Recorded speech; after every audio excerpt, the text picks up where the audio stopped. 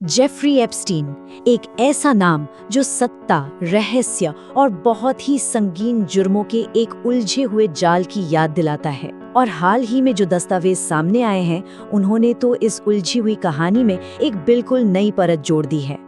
तो सबसे बड़ा सवाल यही उठता है कि आखिर इन लाखों पन्नों के ढेर में छिपा क्या है। क्या ये सिर्फ नामों की एक लिस्ट है? नहीं, ये उससे कहीं ज्यादा गहरा है और आज हम इसी की तह तक जाने की कोशिश करेंगे।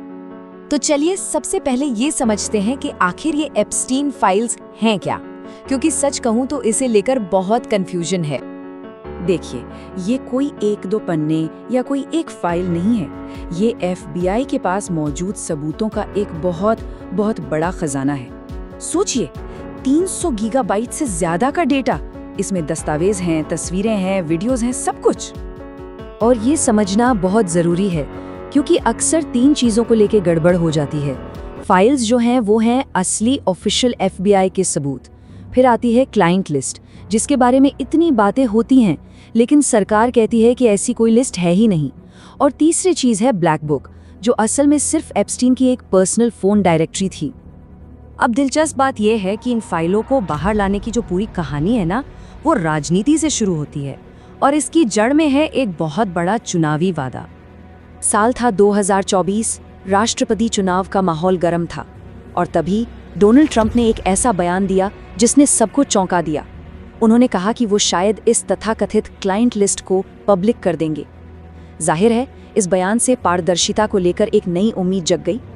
लेकिन फिर कहानी पूरी तरह से पलट गई। आप देखिए, कुछ ही महीनों के अंदर सरकार का स्टैंड कैसे 180 डिग्री घूम गया। जो कहानी एक वादे से शुरू हुई थी, वो इसे एक धोखा बताने पर आकर खत्म हो गई। तो जब सरकार ने अपने हाथ पीछे खींच लिए, तब मैदान में उतरी कांग्रेस। और ये सिर्फ कुछ नेताओं का काम नहीं था।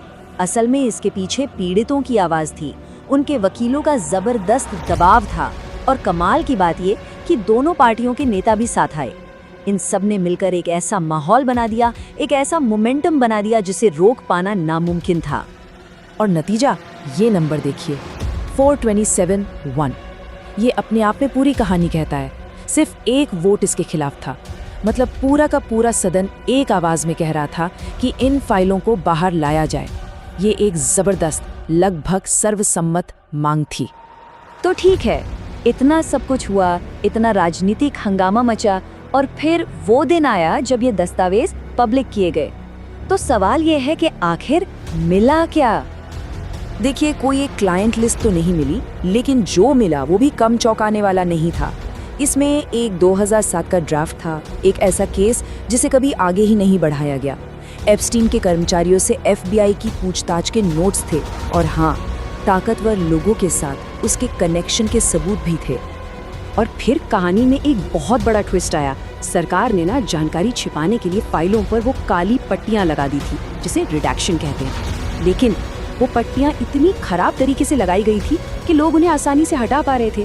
मतलब जिस जानकारी को छिपाने की कोशिश हो रही थी, वो एक तकनीकी गलती की वजह से सबके सामने आ गई। इन फाइलों के सामने आने का असर सिर्फ अमेरिका में नहीं हुआ, इसकी गूंज पूरी दुनिया में सुनाई दी और इसके नतीजे भी बहुत गंभीर निकले। स्लोवाकिया से लेकर यूनाइटेड किंगडम और स्वीडन तक कई देशों में बड़े बड़े अधिकारियों को इस्तीफा देना पड़ा, सिर्फ इसलिए क्योंकि उनके नाम इन फाइलों में सामने आ गए थे।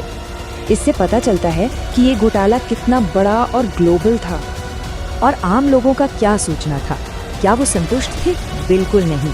एक सर्वे में सामने आया कि करीब आधे लोगों को ये लग रहा था कि सरकार अभी भी बहुत कुछ छिपा रही है। ये दिखाता है कि लोगों का भरोसा कितना टूट चुका था। लेकिन शायद इस पूरी कहानी का सबसे दुखद पहलू ये था कि जानकारी छिपाने की हड़बड़ी में जो गलतियां हुई, उनसे पीड़ितों की पहचान भी सामने आ गई। उनके वकीलों ने इसे इतिहास का सबसे बड़ा प्राइवेसी वायोलेशन कहा। एक ऐसा दिन जिसने पीड़ितों के पुराने जख्मों को फिर से हरा कर दिया।